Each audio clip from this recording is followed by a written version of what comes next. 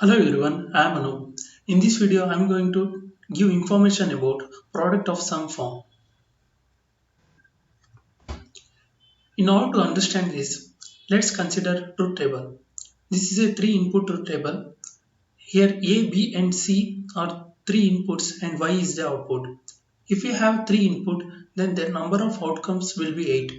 It's nothing but we got from 2 to the power of cube which gives us 8. Here cube is nothing but the number of input variables. In product of some form, we consider the output which is having zero equivalent. In here, you can observe the zero equivalent that we are getting is in first line, second line, and in fourth line.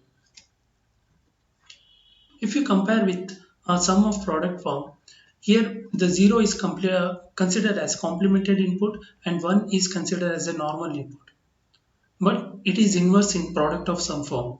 Here 0 is considered as normal input and 1 is considered as a complemented input.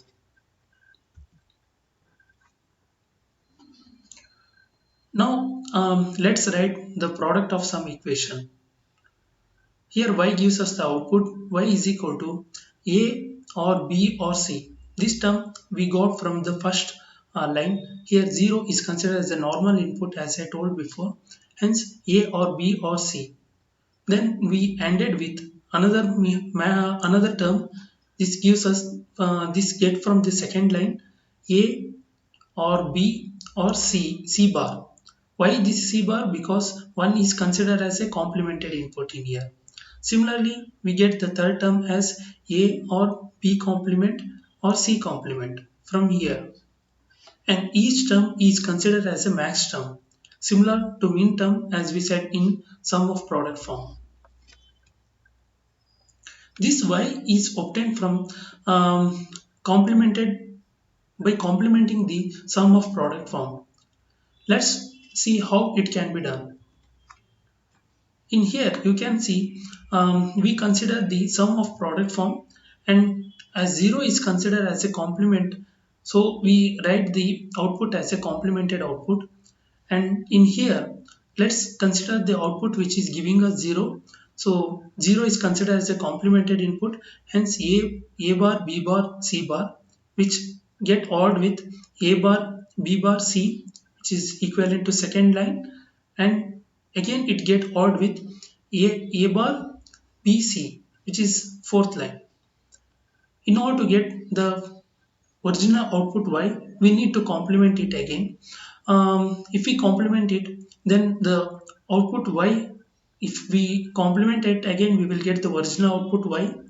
And on the LHS side, we apply complemented in here. If you know De Morgan's theorem from the previous class, you know that by applying the complement to the output of LHS, then we can then the each max term will get complemented like in this manner. So in here OR get changes to AND operator, and the each max term will get a complemented says designation. Again we need to complement each max term in here. So this will turn this AND operator to OR, and this complement and the upper complement will get cancelled, and we will get the final expression like this, which is same as the expression that we got in here.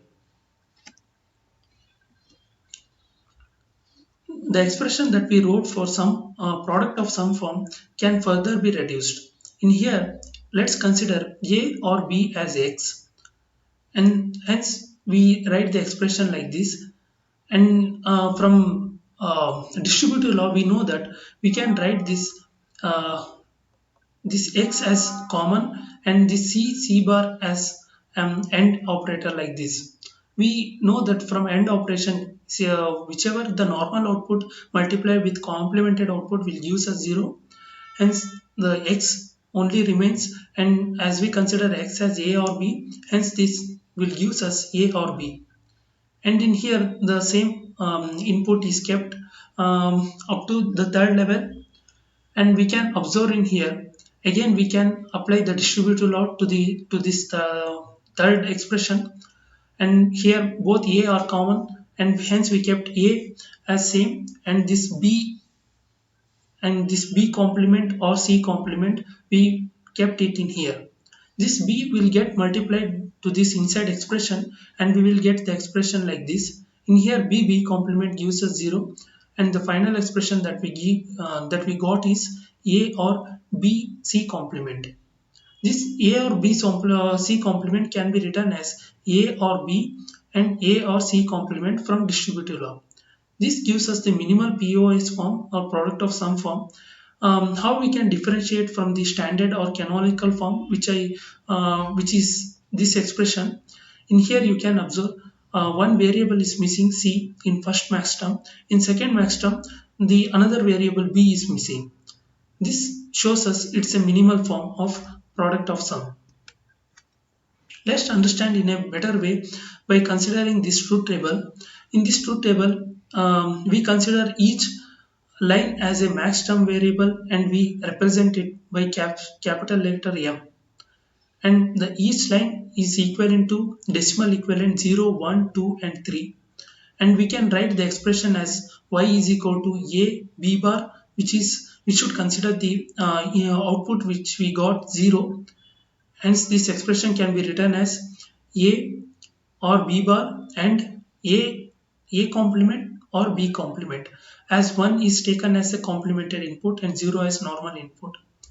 And if we consider again, if we apply the distributive law to this, here B bar is same, hence we kept B bar as same, and A complement will be written like this.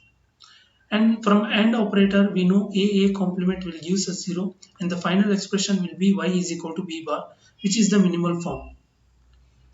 Similar to the sum of product form, we can write this product of sum form in the format of pi, and the output which is giving 0 is m1 and m3, which is mentioned in here.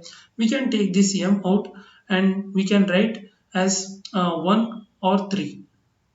Sorry, 1 comma 3. If we want to show the sum of product equation, then we need to consider the input which is not present in here. As it is a two-term variable, there are four output which is present, and in here 1 and 3 got covered, and the another two variable or output which didn't get covered is 0 and 2. This gives us the sum of product equation, as one is taken consideration in sum of product form. Hence, this will give us the sum of product equation. Thank you.